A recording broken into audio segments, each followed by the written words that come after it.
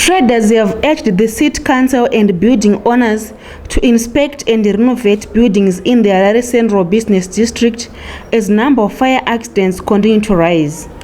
In an interview with Pahasha TV, traders have expressed their sorrow on the loss they keep encountering from fire accidents, as it is not the first time experiencing this loss.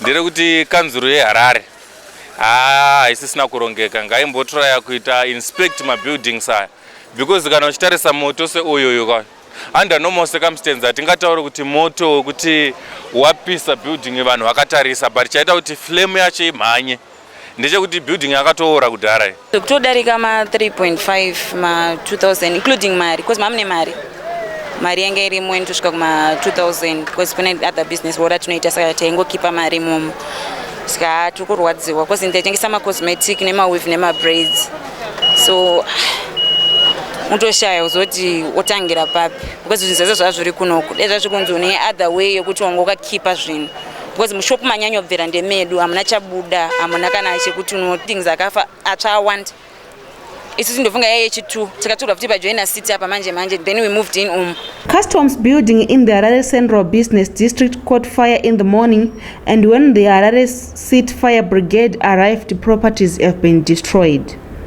Responding to the issue, Head of Corporate Communications City of Harare, Mr. Stanley Gama, said they have issued a statement of their intention to inspect buildings and all building owners have to renovate their old buildings. We do inspections actually in December. We issued a statement to the public and to the business community of our intention to inspect buildings. So we started it. All the buildings must be renovated or they will be brought down.